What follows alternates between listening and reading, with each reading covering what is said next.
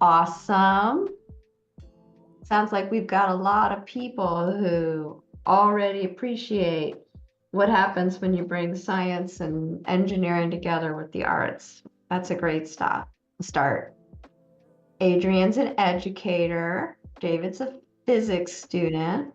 Nice. We got a good blend here.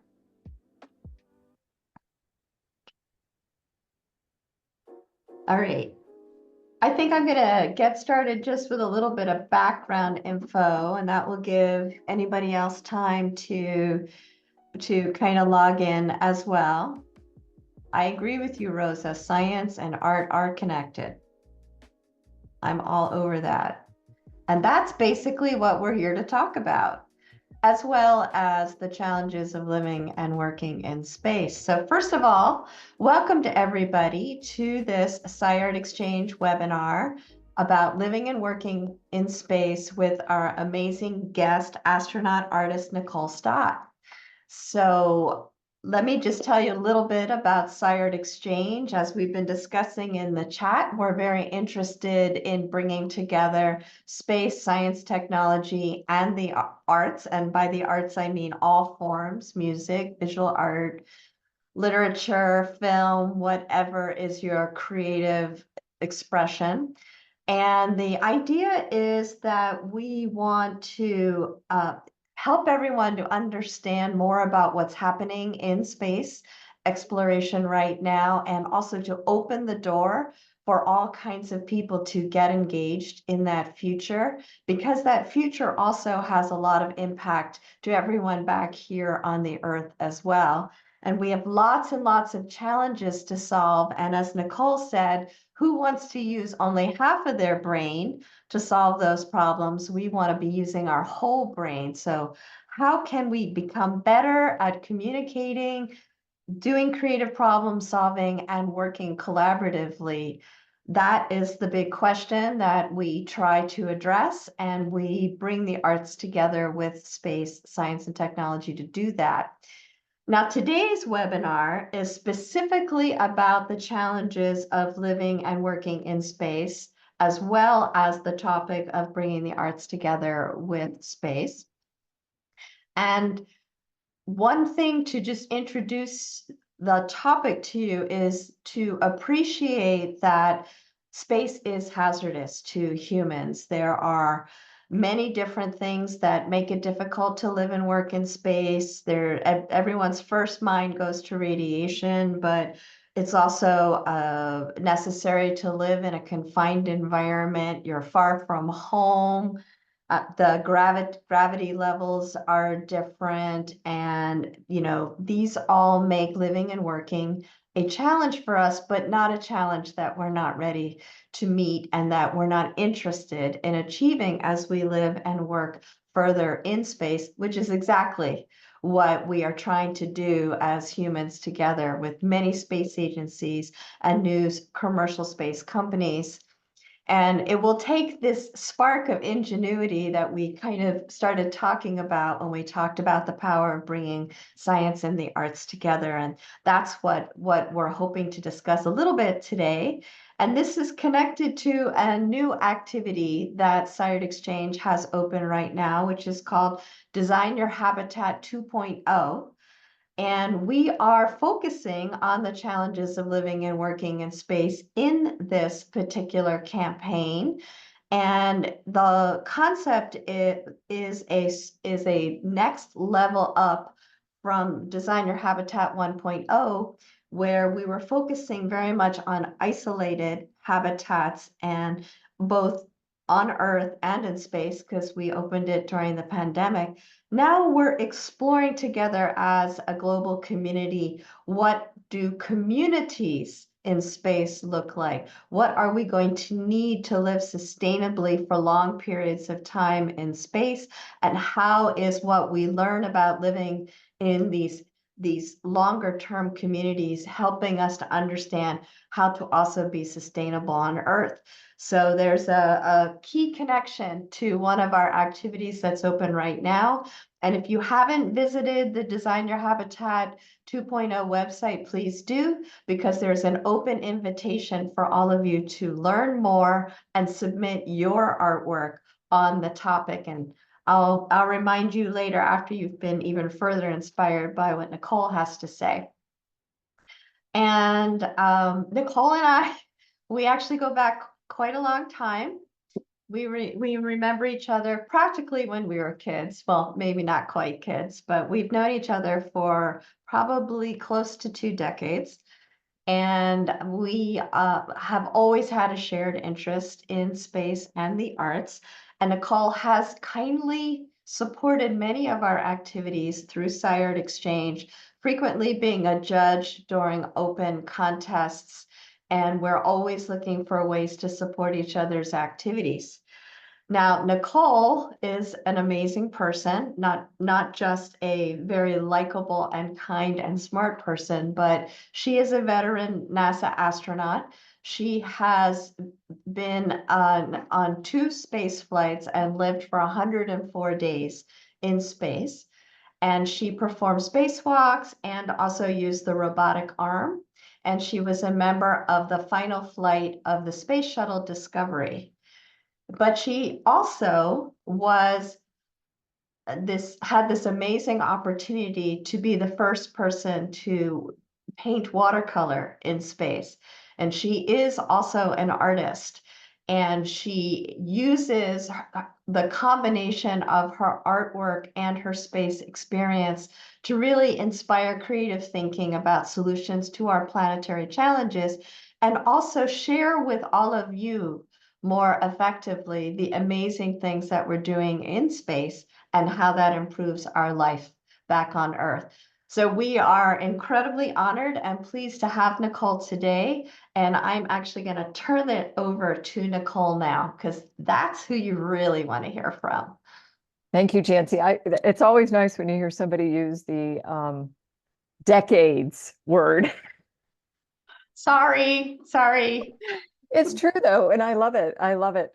I'm really grateful to be here, and I hope Jancy and all of the SciArtExchange team know that that this organization, the programs have a very dear place in my heart. I am always happy to be included in these kinds of events as well. I didn't know what my background is. I'm trying to center it up for you guys.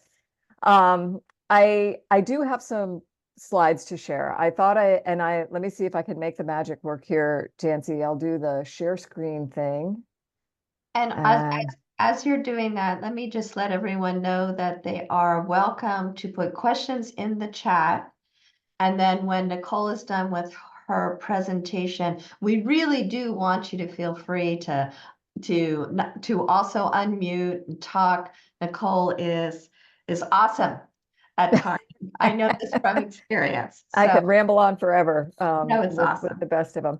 But I think you need to let me share. All right. So, Brian, are you able to do that? Or is it me? It should be enabled at this time now. Okay, here, let me try. Thank you. Oh, look at that. Now I got to figure out, okay, let's pick that. Share. Okay, did a picture, the beautiful blue picture come up? Okay, yeah, It's up. seen that one everywhere. Okay, so since we're talking about living and working in space and creating in space, which is what I think we're doing the entire time that we're there as crew members, I thought I'd just give you a little glimpse into some of the time I had living and working in space.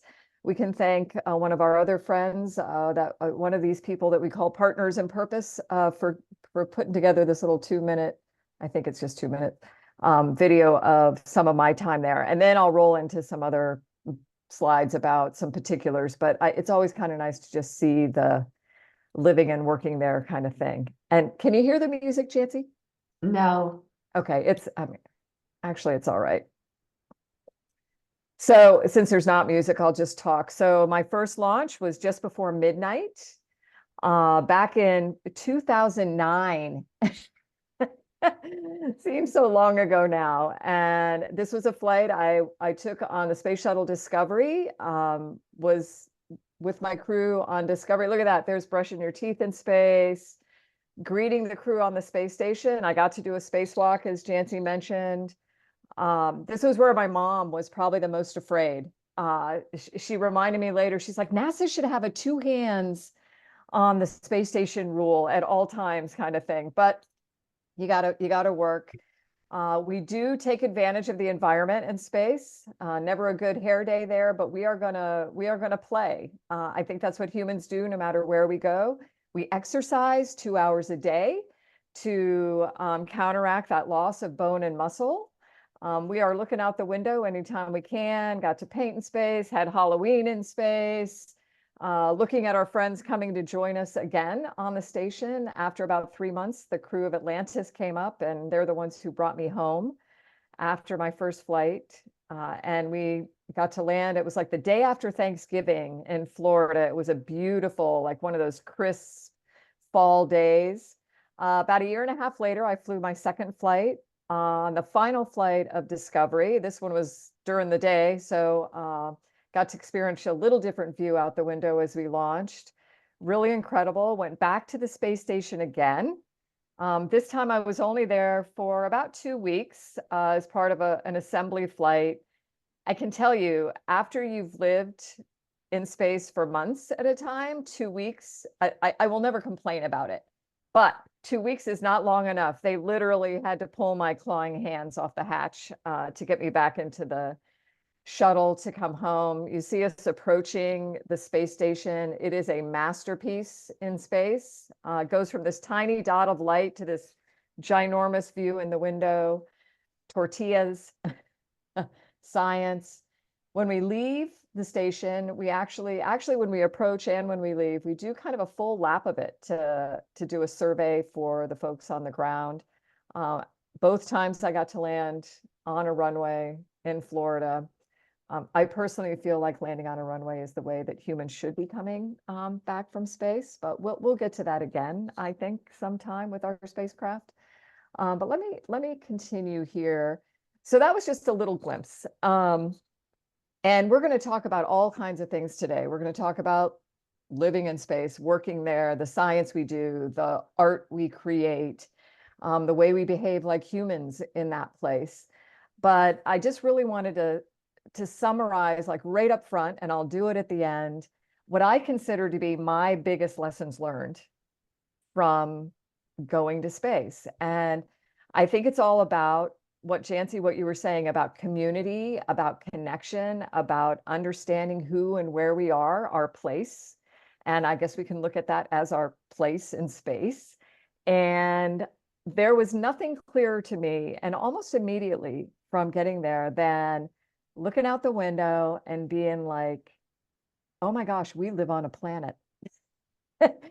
You know, we all know that. Everyone on this call knows that, but I really encourage you to like actively bring it into your life, to consider it every day. When you wake up and your feet hit the floor, just remind yourself, even if it's quickly, that, oh my gosh, I am standing on a planet in space, that we are all Earthlings, that the only border that matters, and you can see it very clearly and thinly in this picture, is that thin blue line of atmosphere that protects us from that deadly vacuum of space, not just on our mechanical space station, but on our planetary space station.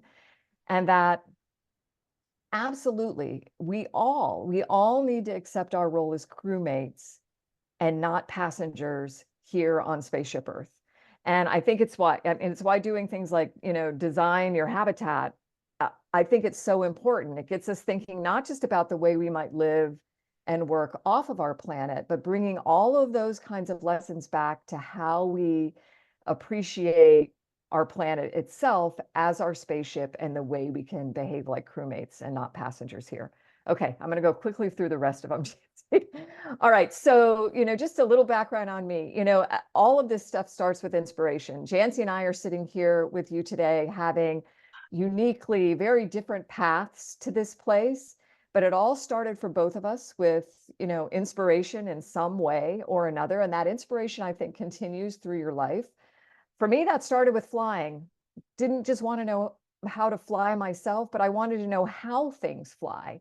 And that's what led me to studying engineering at school, led me ultimately to working as an engineer at the Kennedy Space Center on the Space Shuttle and the Station program, and then later at the Johnson Space Center, where I first got to meet Jancy decades ago. And flying on this really cool airplane called the Shuttle Training Aircraft that we use to train astronauts how to land the space shuttle. And then it ultimately rolled into you know, the final phase of my time with NASA as an astronaut, chosen way back in the class of 2000. And I just love it. The, you know, like the Planet Earthling Thin Blue Line, crew not passengers lessons that I'm carrying forward with me for the rest of my life. I believe that. There are lessons I learned as an engineer working for NASA that I think I try to carry with me all the time since then now too. One of the big ones was that in order for us to do these really challenging things like design habitats, communities for in space, just to get to space, to live there, to work there for any period of time, we have to believe there are solutions to those challenging problems.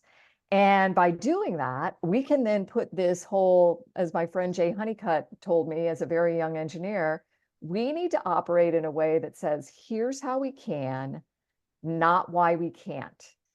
That, I mean, it puts you in such just a wonderful position to solve problems, to solve really, really challenging problems. And I take that forward with me every day.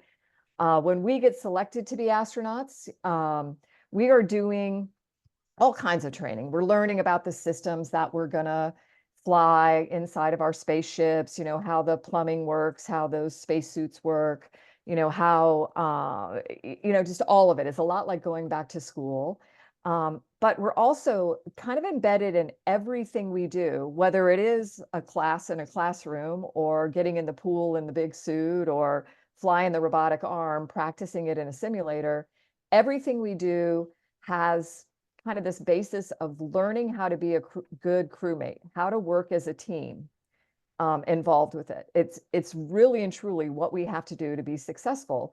And so in addition to classrooms and simulators, we get to go to some pretty cool places to learn how to be a good crewmate, how to understand our own strengths and weaknesses, how to accept that we have weaknesses and that our crewmates, you know, might be better at us than something else, you know, those kinds of things. And we have to acknowledge that to be successful.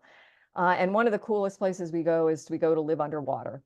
And then you get this title called Aquanaut, which is really cool. I had never even heard about it before. But if you go live underwater for an extended period of time, you get this title Aquanaut. I highly recommend it equally as much as I do the astronaut thing. And it is more available, so check it out. But basically got to go live and work for 18 days under sea in inner space to learn to live and work in outer space. And everything about it, the environment you're in, the fact that you can't just go out the door without special equipment on, the fact that once you're down there at 60 feet for over an hour, you can't just swim safely to the surface. You have to figure out in that place with your crew how to deal with any challenges you might have. You know, just like in space, we can't jump in our spaceship and come home anytime we want. We have to get it in a safe configuration with our crew first. You know, you have to wear special equipment to go outside. The food is different, all of it. You're doing science in that place.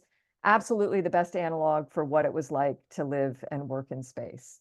And then one day you actually get to this place in space where I was blessed to spend over 100 days, was on this beautiful masterpiece in space called the International Space Station. I'm pretty sure that anybody on this call knows about the ISS. If you don't, please check it out. I honestly could ramble, and Jancy knows I can ramble about pretty much anything, but I could ramble all day about this one picture and the awesomeness that we can find in this one picture. I mean, the station, it's as big as a football field if you laid it on the ground. Best example of living off the grid that you can find right now is this International Space Station. the partnerships with over 15 countries that have been going on peacefully, successfully for over 2 decades in this in this incredible place. It's just extraordinary. And there are so many things about the ways we live and work in this place as a crew that are just wonderful examples for how we should be doing that same thing down here on our planetary spaceship. And I just like to say, with respect to being a crew, think about it. You guys are hopefully involved with the Design Your Habitat Challenge. And if you're not, like Jancy said, please check it out and think about it. Put something in, consider it. This machine, we build this machine in space. And it's what we have to do with all these habitats that we're thinking about for the moon, for Mars, for orbiting some planetary body, for accessing an asteroid somewhere to mine it. Everything that we do, we have to build a machine, a spaceship, to mimic as best we can what Earth does for us naturally, just to be able to survive in that place.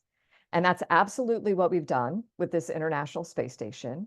And think about it, every morning when those 7 people on board that space station wake up, and there are 7 of our friends up there right now orbiting the planet 16 times a day, which is kind of cool to think about. And every morning when they wake up, one of the very first things they do is stuff like check how much carbon dioxide is in their atmosphere, check how much clean drinking water they have, check on the integrity of that thin metal hull that's protecting them from that deadly vacuum of space. And they absolutely check on the health and well-being of every single one of them that's there. And they know they have to do that to survive in that place. And then they can go about their day and do the science or have, outreach activities with people on the ground or maintain the station, do a spacewalk. But they absolutely have to wake up thinking like a crewmate and taking care of their spaceship before they can do anything else in that place. And I'm just going to say it. I love the motto of the International Space Station, off the Earth, for the Earth. I think it so beautifully speaks to why we even do things like go to space. No matter how far we go in space, where we go and live off of our planet, I absolutely believe that there is something in it that we are bringing back to Earth. Ultimately, everything we're doing in space is about improving life on Earth. And we build these machines in space. Like I said, we want the warm, fleshy ones. We want to be able to live in that place. We want to experience it ourselves, to explore it ourselves and bring back all that goodness to space. These are the guys I spent my 3 months with on the International Space Station on that first flight. There's actually 9 people in this picture. Normally there were 6 on board, but we had 3 overlap towards the end of one of the groups here's time and space. And I love this picture because I think it speaks to the kind of people you want to spend your time with, no matter where you are. Whether you're in space, undersea, here on the planet itself, designing your habitat, you want to work with people that you're going to enjoy your time with, that have personality, that are like excited about the mission that you're all there to support. And then at the same time, I look at this picture and I see the other end of it too. I look into the eyes of every single one of the people in this picture and I see someone that will have my back when things aren't going as planned. And believe me, things don't always go as planned. And that's a really good feeling to have, to be able to trust that the people you're with are going to do whatever they can to take care of you in that place. And I know that every single one of them trusted that I would do that for them as well. That is a good feeling to have. And I don't know if you noticed, we have these clown noses on, and that's because the gentleman in the front row, second from the left, that is Guy La Liberté. He was the owner and founder of Cirque du Soleil. And he had, I guess back at that time, what would it have been? Like a spare $40–50 million to fly to station and spend a couple weeks there with us. He was so much fun to have there with us. He considers himself a clown, hence the clown noses.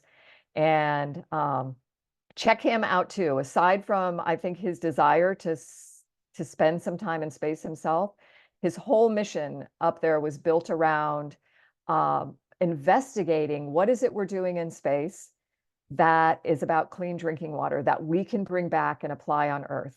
He has an organization called One Drop, and that's what they're all about, educating about access to clean drinking water and then providing it. And it was really special to have him on board with us.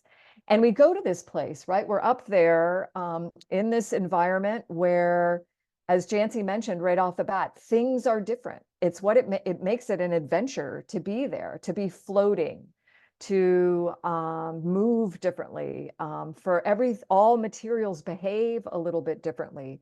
So one of the main reasons we're there is to do science in space, to do research in that place. And again, I could talk all day about this one picture, in that, you know, every day when I was there, we had over 100 active research investigations going on in pretty much any area of science you can imagine.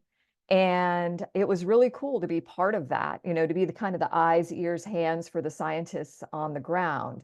And the reason the scientists love it so much, and Jancy, correct me if I'm wrong, but is because we can take gravity out of the equation.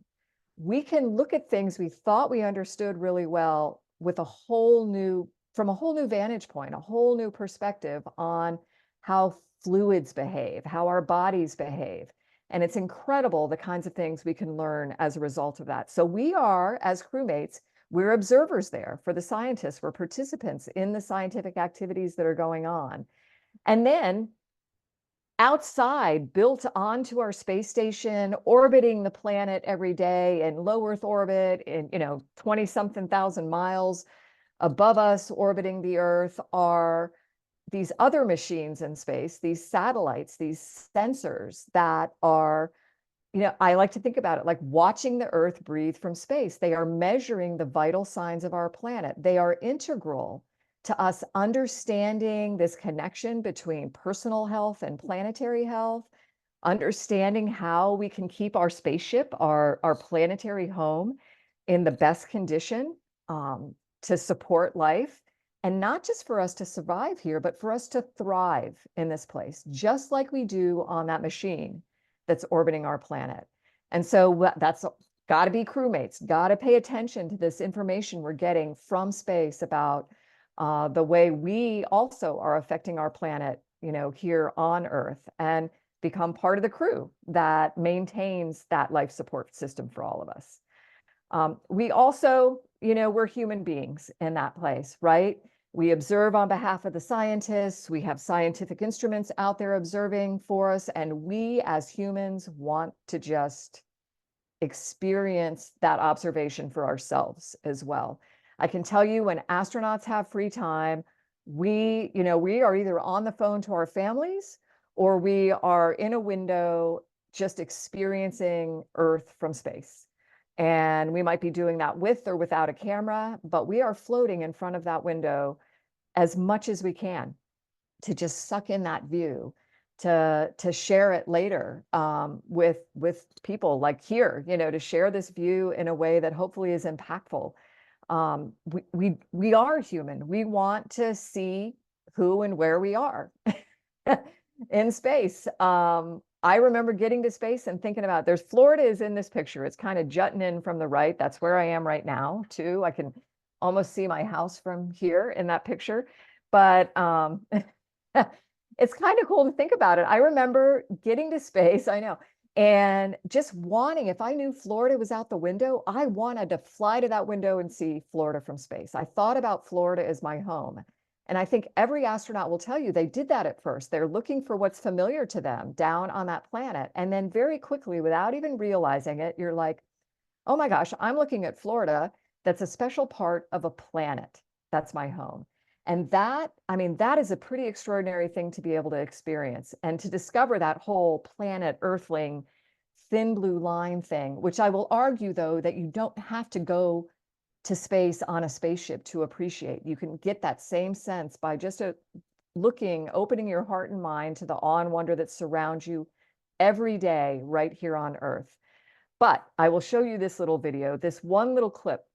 This is something that, when you talk about interconnectivity, about understanding how everything on this planet is connected in one way or another, storms at night were the number one thing for me. To be able to watch these lightning strikes on Earth, it was extraordinary. And I'm gonna play it again. Let's see if I can make it do it again. There it goes. I mean, I'm in Florida. We get a thunderstorm pretty often. I used to think thunderstorm, lightning happens, it's gone, it's gone. I never thought about it wrapping around the planet, like these tentacles of light, like neurons firing in a brain. That made me just, I get goosebumps thinking about it now, just appreciate Earth, not just as like a machine, like a spaceship that way, but like a being, like a place that's alive, that's generating its own life in some way that allows us to survive in that place too. And that, I don't know, I it just baffles my mind. And so, we are observers for the scientists. We have the instruments, the sensors that are measuring our planet. We are observing Earth ourselves, sucking in that view in a way that I think is really compelling for us. And we as humans, I think we need to acknowledge ourselves as humans doing human spaceflight.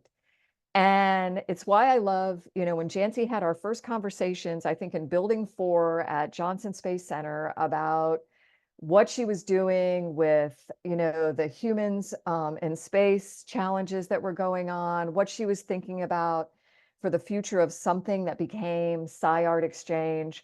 This is what it was all about. It was about how we as humans want to, and we should be taking advantage of all of our talents, all of our skills to solve even little problems, but to solve our greatest challenges. And that to me, that's putting the human in human spaceflight. And we, from an artistic side, have been doing it since the very beginning. I just put a smattering of things on this really, confusing slide here, but earliest cosmonaut, Alexei Leonov, drew pencil sketches of orbital sunrises and sunsets, and did portraitures of his Apollo-Soyuz crewmates. Alan Bean, fourth person to walk on the moon, came home when he retired from NASA, full-time artist who kind of infused his love of Monet into his paintings of what he and his colleagues experienced on the moon. Al Warden, Apollo 15, was the guy orbiting the moon while his buddies were down on the surface of it. Did the furthest ever spacewalk, deep space spacewalk, on his own outside of his spaceship. Came back to Earth and wrote poetry to summarize, to share the experience that he had in space on the moon. Kjell Lindgren played bagpipes in space, and it seems kind of silly at first to think about somebody playing bagpipes in space, but it's one of, and the goosebumps are happening again. It's one of the most beautiful human connection kinds of things. He ended up playing Amazing Grace from space on his bagpipes for the memorial service for a dear friend of his family's that had passed away while he was in space. Never planned to do that, but by being in that place with this musical instrument that he loves, and his crewmates must love him too, to have, had allowed him to have bagpipes in space. But that connection he was able to make to his family and friends at home. There are jam sessions going on all the time. Our friend Don Pettit, one of the most creative people when it came to photography. And I don't know if you can see her on the screen, Karen Nyberg over there on the right, quilted in space. Amazing textile artist, check her out. Okay, I'm gonna try to go faster. I had the opportunity, as Jancy mentioned, to paint with watercolors in space. Absolutely one of the personal highlights of being in that place. I'm still trying to get my friends to find my watercolor kit that I left up there. And thinking that somebody else might want to paint someday, and never brought it home. I hope it didn't end up in a, garbage cargo vehicle, but absolutely one of the highlights of being in space from a personal standpoint of being there. This picture, that experience has absolutely inspired, pretty much everything I've done since leaving NASA. I look at this, I think about this idea of being partners in purpose. There's a picture of Jancy and I don't know if that's decades ago, Jancy, but it is almost, it's at least a decade ago. When these things were coming to life, how we were bringing together, I mean, Jancy, you're like a neuroscientist, and yeah, how you brought that and art, your creativity together to do what's happening now with SciArtExchange. I'm so grateful to be a part of that and what's going on today. that led, I think, in some ways to, what we're doing with the Space for Art Foundation. I mean, I consider you and the SciArtExchange team part of that whole Space for Art Foundation family, and what we're doing to unite a planetary community of children through the awe and wonder of space exploration, and a little different twist on it with the healing power of art. It all just fits together. And how we both now are partners in purpose with our friend Christina Korp and this organization called Space for a Better World, connecting the space curious to the space serious, and really reminding people, not just through inspirational projects with kids, but in all different kinds of forums, about all of what is going on in space that's ultimately about improving life on Earth. It's just so cool to see how these loves that you have can have this kind of their own, the life of their own, that comes, turns into something even more meaningful over time. We're going back to the moon. We have to design habitats for going back to the moon. We have to think about the moon has to become our spaceship. How do we mimic what Earth does for us naturally in that place? Not just to be able to live there, but be able to survive and thrive and work and be humans in that place.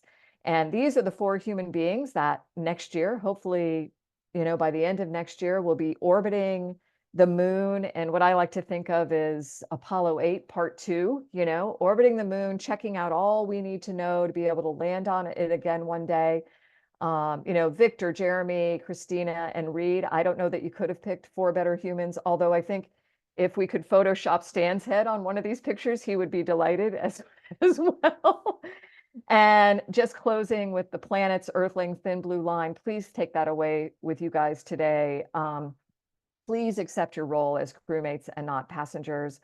I think just by being on this call, you probably already have. But if we do that, if we all choose to accept our role as crewmates and not passengers, I really do believe we have the power to create a future for all life on Earth, that's as beautiful as it looks from space.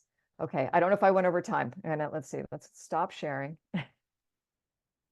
Wow. I tried to go fast, but you know how rambly I am.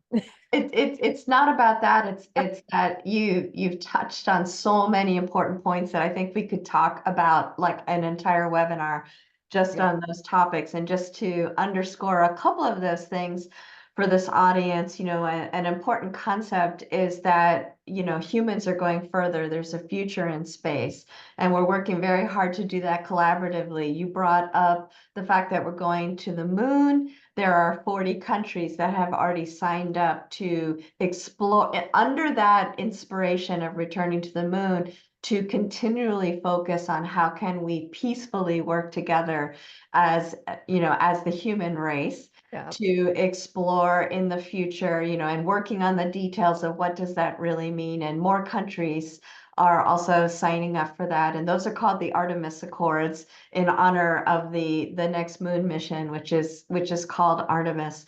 You've also really focused on the fact that what we do in space is very much about the benefits to Earth as well. It's not just, a playground for those who can afford it. It is constantly thinking about the impact to Earth. And I also loved that you underscored the all factor, all as an ALL, that each of us has a role in that potential future, whether it's specifically on the Earth or in space, underscoring that we each need to be the best crew member, the most creative, do the things that help us to contribute to that future. And all of those things are, things that I also share. And I think the reason we have people here today is because they share that as well. And we have an enormous gamut of questions already in the chat. And my colleague, Katrin, I think, is going to help kind of pull a couple of those up. But we also have the ability to also talk through video. But why don't we start with the chat? So thank you. And Katrin, thank you for doing that. That's the most difficult thing to me, is to pick the questions. And Bryant laid down the gauntlet with, here's the topics to talk about. Well, it's my pleasure, Nicole. Thank you so much for coming and spending some of your Saturday with us. One kind of a group of question is logistically around water. So it is, how do you drink water in space? What happens when you sweat? And the question you get all the time, how do you use the bathroom? Well, you know what, Kat, they all do kind of like just blend together, don't they? And that's, I mean, it's one of the really super cool things about, you know, I say it with the picture of the space station, this idea of living off the grid. You know, it's what we're trying to figure out down here on Earth now too. How do we best take advantage of all the resources we have? How do we, you know, maintain the resources that we need to survive in that place? And so I'll start with the last question, the going to the bathroom question, because it feeds right into the what happens with your sweat question. We are humans. We have all the things we do as humans down here on Earth, we do in space as well. It just is a little bit more adventurous. It's not necessarily more difficult. It's just different, right? Because everything floats. And so to go to the bathroom, I'll start with number 2. I think the numbers are what work the best for, you know, describing things. So number 2, a lot like camping, we've got a can that's kind of our toilet. It has a lid. You open it up, you turn on a switch, this fan, and this kind of vacuum flow starts to keep everything in the can. And then I'll just tell you, it's all about alignment and speed. It really is. And the same thing. And then that can get sealed up. And once it's full, it gets sealed up even better and put into a cargo vehicle, one of those cargo vehicles that burns up in the atmosphere. And as our friend Chris Hadfield likes to say, you know, on some night when you're out looking at the sky and you see that beautiful shooting star and you make a wish, just imagine that that might actually be a burning up cargo vehicle filled with astronaut poo. But that's what happens to the number 2. We don't do anything to recycle solid waste yet. But to the point of the water question, number 1, all of our liquid waste, all the urine is collected in a hose. When we go to the bathroom, everybody does the same thing. You pull the lid off this yellow funnel that's at the end of this big long hose. You've found a way to kind of float and secure yourself. And again, it's all about aim and speed. There's a vacuum that helps pull that fluid through the funnel and the hose into this tank that then takes all of that urine and recycles it in another tank where it's mixed with all the sweat that's been collected. Everything that is moisture in the air on that station is collected into this system and through a really cool process is recycled into clean drinking water. And I cannot remember what the exact number is, but I believe right now over 90% of our clean drinking water is coming through that recycled process. We don't have to send, you know, massive amounts of water from Earth to space anymore, which allows us to send all kinds of other things to space, the science equipment, the, you know, the other things that we need to maintain and survive in that place. And that's pretty cool. Just like Guy Laliberté wanted, you know, the system that we're using in the form on the space station to provide clean drinking water in a place that, where else would you get clean drinking water except from Earth? We are now able to use in very remote places around the planet that never had access to clean drinking water before. And they might not be using urine to recycle, but they can use their source of contaminated water to turn it into clean drinking water. And that's pretty cool to think about. All right. All Next right, question. cool. Thank you. So this is a little bit more about your work as an artist. How has, and it's 2 parts, how has space inspired your art? And how has your passion for the arts inspired your work as a NASA astronaut? Yeah, well, the first question, really easy. I mean, I think all of my artwork now, in one way or another, is inspired by the spaceflight experience. Most of the art I do myself when I have the chance to do that. I mean, I'm wearing a necklace that I created. It's a little painting, little original painting set into this pendant that's based on a picture I took of the Bahamas from space. And so most, if not all, of my art is based on this, like a pretty much endless supply of inspiration that I collected while I was in space. And I can tell you, I don't think that, I do believe it's an endless supply. And I see pictures from my friends coming back now. I'm like, oh my gosh, I need to paint that sometime. Or, do something, create something with that view of Earth from space. The other way around, I think that, you know, I think that it goes back to the human and human spaceflight kind of things. I think, you know, I am not the only person to have thought about doing something creative like that in that place. I mean, it, like I said, it has been going on since the beginning.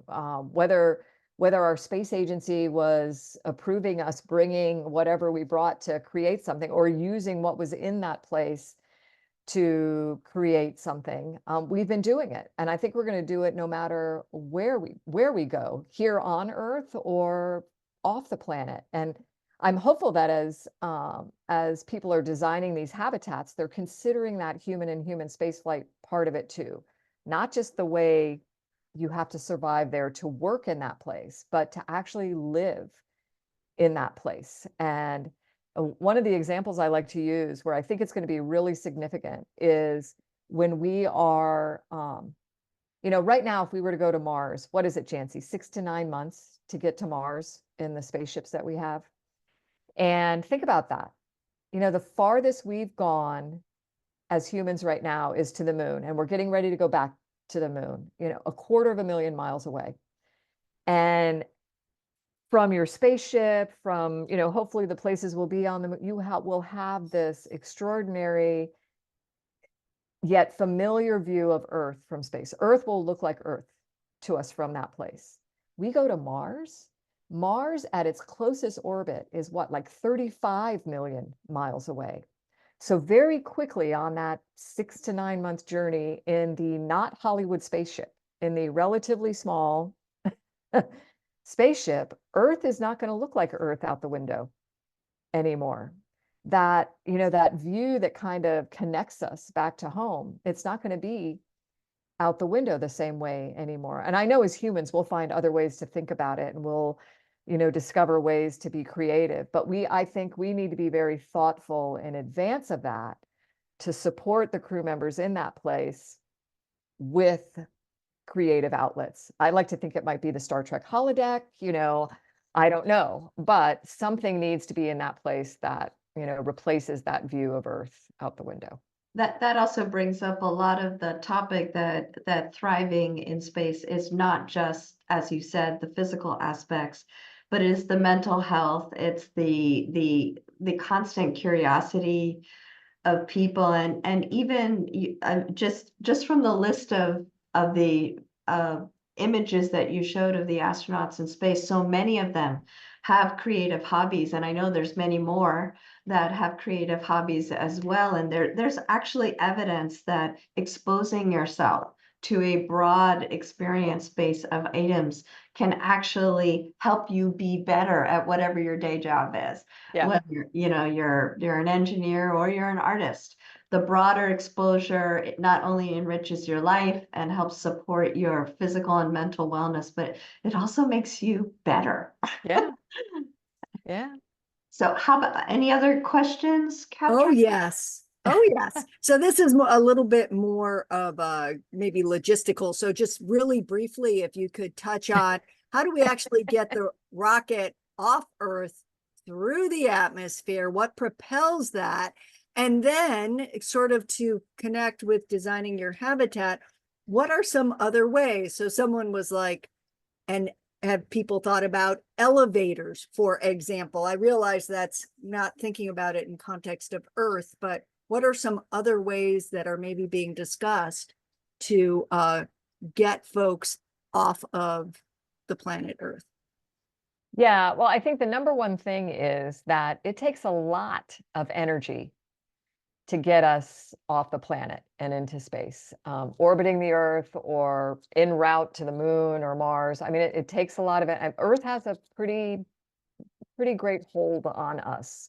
And so on the space shuttle, what was it? That's about 7 million pounds of thrust, you know, of this exploding rocket thrust underneath us to get us off the planet and to get us accelerating and going fast enough to keep falling around the Earth, you know, to not fall back in. And it takes even more energy to get you, kickstart you, to get you, you know, on your way to the moon. And then we use gravity, you know, kind of this gravity thing we call gravity assist around the Earth to be able to kind of slingshot out to other places in our solar system. And so I think the number one answer is a lot of energy. Some of the ways we do that is kind of cool to think about mixing hydrogen and oxygen together to be able to create that thrust to get us off the planet, and then know that the result of that is steam coming out the back end. I mean, I would like to see us look at that more and more. There are other chemical ways of doing that we do that for sure. But I love this idea that we've already created these ways to do something that is, you know, generally kind of clean, you know, to get us off the planet. And space elevators, that's something that's been talked about for a really long time. You know, one of the things that Jancy and I have always talked about along the way is this idea of science fiction becoming science fact. And look at a lot of what we've already done in space, what we're looking at doing. You know, you can go back to Star Trek. It's, I think, our favorite. And it's, there's a lot of what was presented there that is now reality in what we do in space and here on Earth. I mean, I'll just hold up this thing, this appendage that we have. You know, it's not a magic box. It's all about connection to space that's bringing us the goodness that it provides. So there's these things out there that have been conceived. You know, there's pluses and minuses to everything. And I think that's what we need to evaluate over time is what is our goal in going somewhere and what is the best way for us to get to that place. And I know there's people a lot smarter than me that are going to come up with really cool ways to make that happen. I just wanted to add for the design your habitat interested folks that a lot of what we're thinking about, not just about getting off the Earth, but then we have a long way to go, as Nicole was pointing out. So a lot of the things we're looking at are also alternative energy sources that we might be able to use in our spacecraft, but also in staging things. So it takes a lot of energy to get off the Earth, but if we can stage them, you know, maybe even having a fueling station in orbit that's a little bit closer to the Earth, can that help us to then get further? And then also there's a whole bunch of science and engineering around using the resources that might be on the planet or the asteroid or on the moon. So there's a lot of creative thinking going on. And you held up your cell phone and I can't resist this, but that's actually one of the examples I use in my talks, because apparently a lot of what's in that cell phone came from experience and collaborations between artists and scientists. So there's a lot of art that went into the cell phone. And a lot of people don't realize that. So yeah, absolutely. You know, the whole what they call science of ergonomics, right? Of the human machine interface. All of that has to be creatively, artistically done in some way. And we want to look at things that are beautiful too. We want to hold beautiful things in our hands. And then you know, space coming back to Earth too, and kind of how what we've done there and what we do to get there is embedded in our daily lives. These cameras, these little miniature cameras in our cell phone, it's because we had to miniaturize little cameras for satellites and spacecraft and robotic missions to, you know, Mars and other places. The way we get from point A to point B. I love it when I ask somebody, how do you get from point A to point B? And, you know, in the olden days, we used those paper maps, but they'll say, oh, well, I've got my cell phone. And I'm also, you know, what about GPS? Oh, I don't need GPS. I have my cell phone. And I'm like, well, you do. you do. And we're talking You do, about and you do. new GPS systems as we get further from the planet as well. And I'm afraid there's about 800 questions in here. We're going to have to figure out how to get some answers. I'm sorry, you know, I cannot answer with a short answer. No, excellent. So there's just two. I think there's just two more. And one of them I've let folks know we may need to follow up. But one of the questions, Nicole, was there anything that, except for family or pets or things of that nature, that you wish you could have brought with you in space to support your human experience?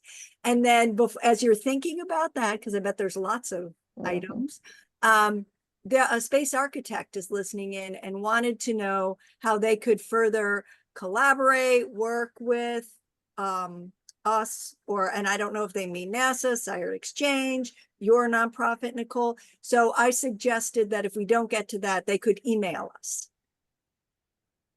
Yeah, sure. I think there's loads of ways, and there's so many resources out there too that that really do address or are like available for the space architecture kind of thinking. What we're thinking about with all that, what's existed and what we're thinking. And the first question, remind me again because I'm old and I forget. Oh, that was about It's just decades. What would you have brought with you? Oh, yeah. Yeah. Okay. All right. Yeah. And you said I can't say family and pets. So, which, the family thing is the number one thing. And Jancy, you remember Roman was 7 when I flew the first time. So that was an interesting time. I think, it all, and thankfully we have experiments on station that are plants, like plant experiments. And when you would open up one of those containers, it was more than just kind of having the plant there. It was like the smells of nature were in that plant.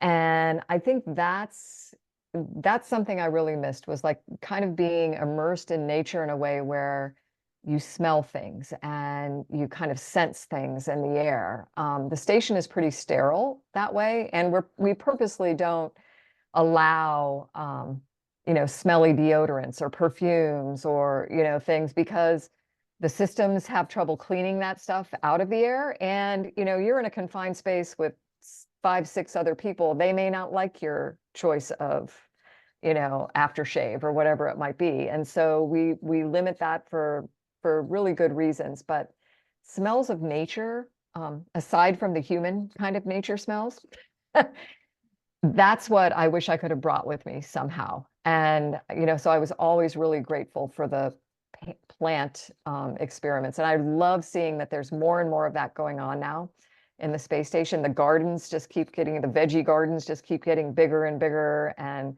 crews are actually able to eat what they're harvesting now. They don't just have to chop it up and send it back to Earth frozen for the scientists to look at. They're actually getting to eat it. And, that's going to be a big deal when we're on the moon, on Mars. And someday when we do have the bigger transportation spaceship. Yeah. And food, just to underscore, first of all, there are lots of questions about plants in the chat. So you hit a great target there. Also, food is one of the most important things. We have to figure out how to have enough food for that very long mission that you mentioned to Mars. It's actually considered more of a challenge than the radiation, which people frequently like to talk about. So food is a hugely important. Food is big. And you and I have had this conversation. I mean, I think for anybody out there that likes creating food or thinking about the science of food, I think there is such opportunity in that. And it's going to do us well here on Earth too, and to the other places that we go. But, right now on the space station, we have like a pretty big area where we store food. We can resupply fairly easily from Earth. We've sucked all the water out of it because water weighs a lot, so we can get more food up there. But that same food that we use on the space station, the way it's packaged, the way we store it, the way we prepare it, we've tried to do it in a way that it presents us with something, even if it's camping food, that's a lot like what we already eat here on Earth. We are not going to be able to do that on our trip to Mars. I mean, it may very well be the little sponge you add water to, or a pill that you take, or because there's not going to be resupply on the way to Mars. There's not going to be storage inside of that spaceship. And so we have to think in a very revolutionary way about what food is going to be. And it kind of goes back to the basics of the nutrition that's needed, and the kind of psychological aspects of food, which might not be able to come from the actual thing you're eating itself. It might have to be supplemented in some other way. And that's going to have to be creatively done. And we should have made this webinar 2 hours long. I knew that.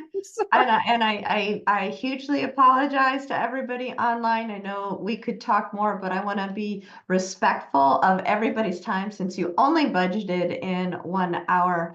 But you have given us so much to think about, you know, everything from the experience of living in space, the benefits to Earth, the importance of using your whole brain in being your own personal best, in the essential nature of being a good crew member, in the challenges of having these sustainable ecosystems in order to actually have these communities in space, Yes. and to thrive, not just survive in this, you know, to be able to replace the very multi-sensory familiar world of Earth as much as possible Yeah.